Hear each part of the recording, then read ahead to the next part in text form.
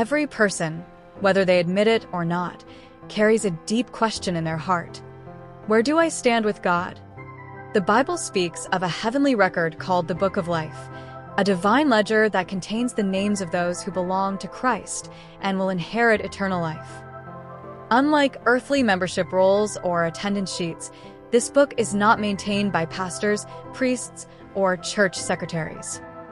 It is authored and guarded by God Himself, sealed by the blood of the Lamb slain from the foundation of the world. The thought of such a book should stir both hope and holy fear. Hope, because it reminds us that salvation is not a matter of chance or human achievement, but of God's grace. Fear, because Revelation 20 verse 15 declares that anyone whose name is not found written in the Book of Life will face eternal separation from God. This is not a matter of being nice, attending services, or doing good deeds. Niceness is commendable, but it cannot erase sin. Attendance is valuable, but it cannot purchase redemption. Only faith in Jesus Christ, confessing Him as Lord, believing in His resurrection, and receiving His Spirit secures a place in that eternal record. Imagine standing before the throne on the last day. The books are opened and the search begins. Will your name be found? There will be no second chances, no appeals, no opportunity to rewrite history. The time to settle this question is now. As Paul wrote in 2 Corinthians 6 verse 2, "Now is the accepted time. Behold, now is the day of salvation." This message is not meant to frighten but to awaken. The Book of Life is not a mystery reserved for scholars. It is a promise offered to all who will believe. The architect of eternity holds the pen, and He longs to inscribe your name. The question is not whether you have been good enough, but whether you have been born again. So today, as we open God's Word, let us ask with humility and urgency, is my name in the Book of Life? In Scripture, the Book of Life is often described as a heavenly record containing the names of those who belong to God and will inherit eternal life. References appear in both the Old and New Testaments. Exodus 32 verses 32 to 33, Moses pleads for Israel, mentioning God's book. Psalm 69 verse 28 speaks of names being blotted out of the book of the living. Philippians 4 verse 3, Paul refers to fellow workers whose names are in the book of life. Revelation 20 verses 12 and 15, at the final judgment, the dead are judged according to what is written in the books, and only those in the book of life enter eternal life. The phrase is often used metaphorically to describe a person's legacy or the record of their deeds. The story of humanity, written across generations. The idea that life itself is a narrative and each choice writes another line. God Himself is the author and keeper of the book of life. In Exodus 32 verse 33, God tells Moses, "Whoever has sinned against me, I will blot out of my book." This shows that the book is under God's direct authority. In Revelation 21 verse 27, it's called the Lamb's Book of Life, tying it directly to Jesus Christ, the Lamb of God. No human hand writes in this book. It's not like church membership rolls or earthly records.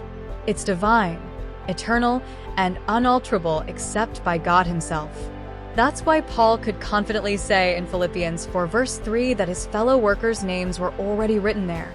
It's a heavenly assurance, not a human achievement. The way into the book of life. Faith in Christ. Revelation 21 verse 27 says only those whose names are written in the Lamb's Book of Life enter the New Jerusalem. The Lamb is Jesus Christ, so entry comes through faith in Him as Savior and Lord. Ephesians 2 verses 8 to 9. For by grace you have been saved through faith, not of works, lest anyone should boast. It's not earned by deeds, but received as a gift of God's grace. Romans 10 verse 9. If you confess with your mouth the Lord Jesus and believe in your heart that God has raised Him from the dead, you will be saved. That confession and belief is the entry point where God writes the name. Revelation 3 verse 5 promises, He who overcomes shall be clothed in white garments, and I will not blot out his name from the book of life. This shows that continuing in Christ is evidence of belonging to Him.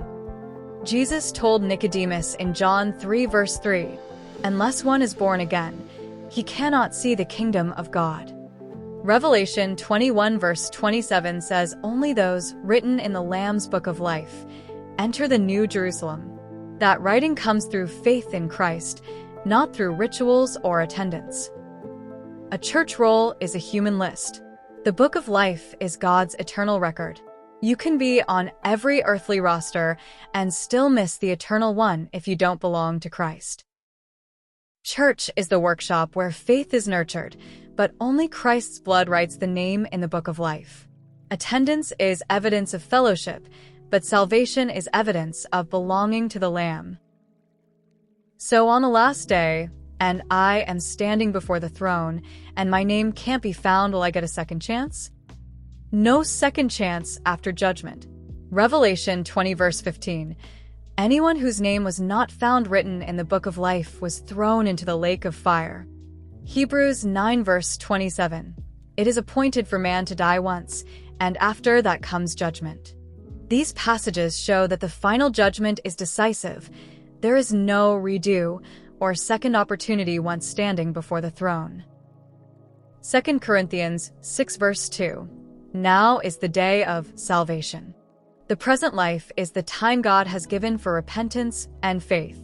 Eternity is sealed by the choices made here and now.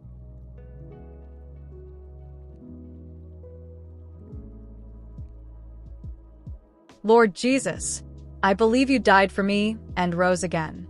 I turn from sin and call on your name. Save me, forgive me, and make me new. From this day, I belong to you. Amen.